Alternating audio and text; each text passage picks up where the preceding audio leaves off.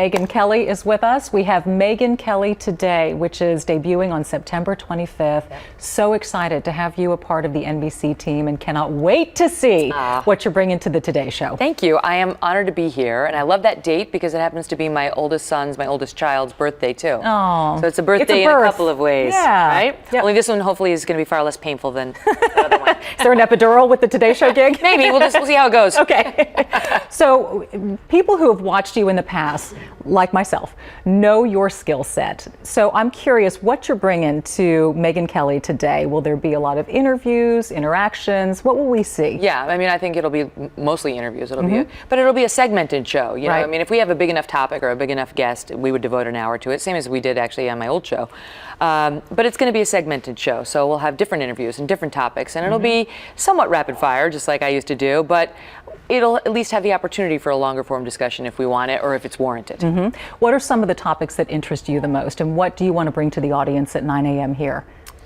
I mean, it starts with sort of the overall mission statement, which is I want the show to be about human connection. Right.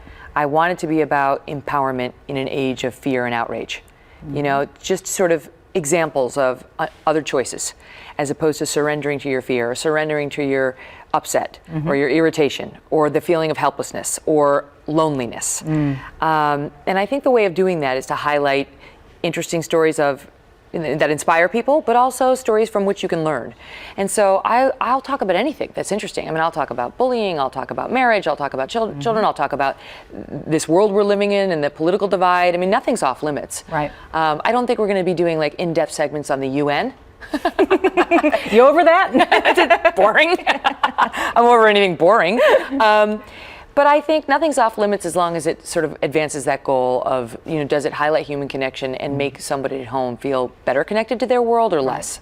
You mentioned bullying, which is so interesting because you were the subject of that as a child. And I'm thinking, who the heck bullies Megyn Kelly? Oh yeah, plenty of people. Well, why? I mean, and also, you know, suffering through that gave you a lot of character. So talk about bringing that to the forefront and some of the things that you want to showcase that you can not only survive it, but thrive from it. Well, I wrote about that in my book because I think a lot of times, especially young girls, see people like you and like me on the air with our hair and our makeup did and our dresses on, and they're like, okay, I can never do that. I can't, right? Like, I don't feel that way. I'm not glamorous.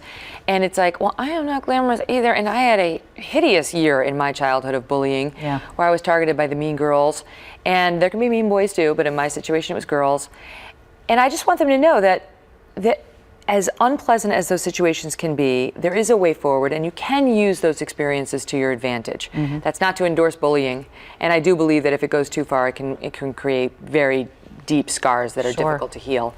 But adversity is an opportunity, and so when it comes to you, as it inevitably will in your life, no matter who you are, you have to keep in mind that this is your chance to build muscle. Character. And to get stronger for the next time. And so, you know, your challenges may get greater as you get more powerful and more successful in your profession or your job or your life. And you need to be able to handle them. And the only way forward is to have had other challenges along the way and to have dealt with them as opposed to running to your safe space. You and I, speaking of challenges, we talked briefly, we're both working mothers, and you know, it is an imperfect science trying to figure out that balance between being present with your children and productive and present in your career. Talk about striking the balance and what the Today Show opportunity brings to you in regard to that. Well, I'm going to get to see my kids grow up. Right. I mean, every working parent makes sacrifices. There's just no question. I think every working parent I know feels some working parent guilt and would like to spend more time with their kids and more time at the office. We feel like we're not nurturing either anywhere to the extent that we could or should.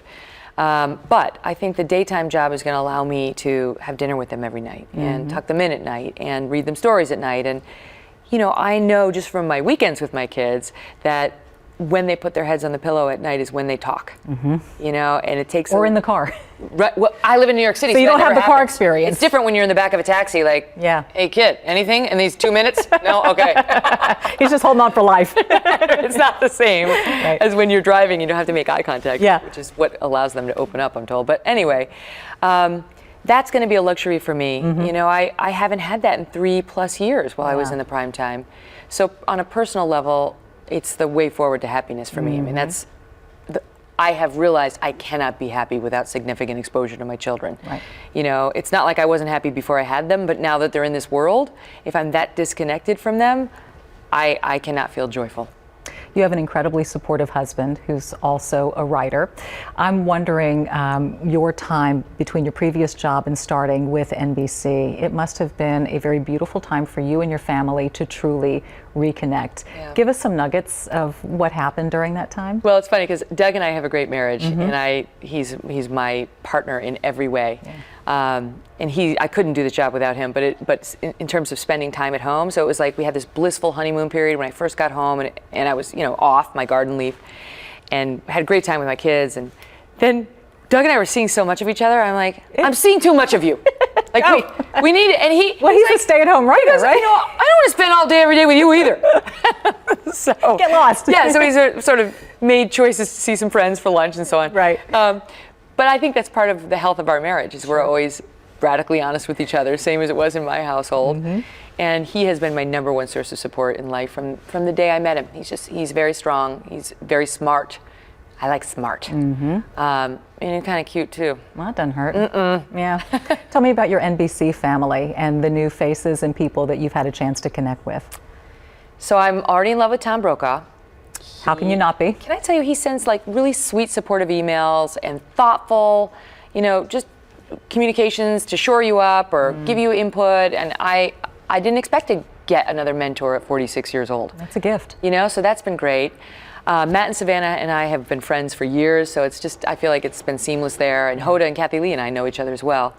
So it's all been good. And I even had some friends over on MSNBC, which has been, people would be shocked to find out that the former Fox News anchor. But I do. I'm friends with Chris Matthews and Chris Hayes, and Rachel's been great. So I've had just a very warm welcome, and it's been pretty seamless. It felt really good. That's awesome. Well, we're thrilled to have you.